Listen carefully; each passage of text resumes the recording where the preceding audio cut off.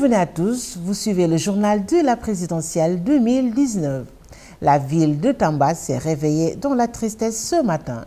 Le jeune Ibrahima Diop, tué lors des affrontements qui ont opposé hier jeunes de Benno Bokk Yakaar de la localité et les gardes rapprochés du PUR, a été inhumé aujourd'hui.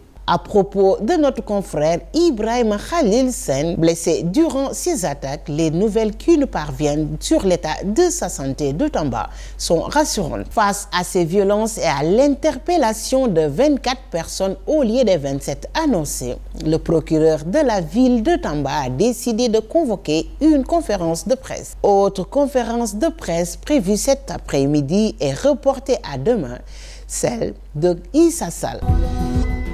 Auparavant, Maître Madické Niang avait suspendu sa campagne pour faire le deuil des 4 gendarmes tués par accident dimanche dernier sur la route de Bignona. En lieu et place des meetings, le candidat de la coalition Madické 2019 a fait des visites de proximité dans la région de Kaolack où il était hier. Il en a profité pour rendre visite aux chefs religieux de la localité. Retour au bercail pour Ousmane Sonko hier, les Ziguinchorois ont accueilli leur frère dans son fief natal. Le leader de la coalition Sonko président a souligné les maux de la Casamance. Il a promis de trouver des solutions pour sortir cette partie du Sénégal de cette situation qui la mine depuis plusieurs années. Ousmane Sonko a aussi exprimé son désir de faire de Ziguinchor un pôle économique. Restons toujours à Ziguinchor. Macky Sall, lui, a annoncé un certain nombre de projets qui seront mis en œuvre en 2019. Face à une foule venue l'accueillir, le candidat de la coalition Benno Bokk Yakaar a promis la construction de la route nationale 6, d'un nouvel aéroport, de la relance du secteur touristique, entre autres. Hier, le leader de la coalition Idy 2019 a promis un meilleur traitement aux forces de l'ordre et de la sécurité.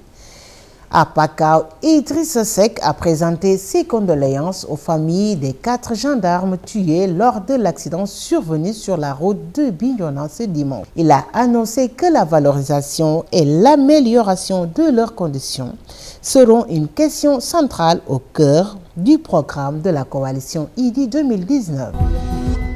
Retour à Dakar où le pape du SOPU continue dans la foulée des audiences. Après Malick Gakou, c'est au tour de la Lionne du Baol d'être reçu par le secrétaire général du Parti démocratique sénégalais, Abdoulaye Wade. Nous passons maintenant à l'agenda des candidats pour la journée du mercredi 13 février. Le candidat du Parti de l'Unité et du Rassemblement PUR, le professeur Sall, a décidé de suspendre sa campagne suite à l'arrestation de ses gardes rapprochés après les violences ayant entraîné mort d'homme hier à Tamba. Le candidat de la coalition Madické 2019 continue ses visites de proximité. Depuis hier, il observe un deuil après le décès des 4 gendarmes tués sur la route de Bignona. Maître Madické Niang continue de suspendre sa campagne pour le moment. Le candidat de la coalition Idy 2019 fera une marche orange dans les localités de Goudiri, Kidira et Bakel. Le candidat de la coalition Sonko président sera dans les régions de Sédhiou et Kolda. Ousmane Sonko prévoit une caravane suivie d'un meeting et une visite dans les localités de Sédhiou, Médina Yoro Fula et Kolda.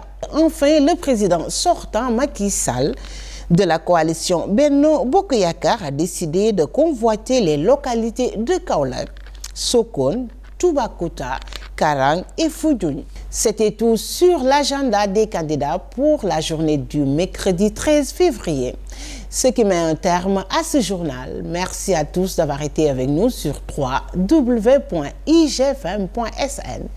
Je vous retrouve Inch'Allah demain pour un autre journal de la présidentielle.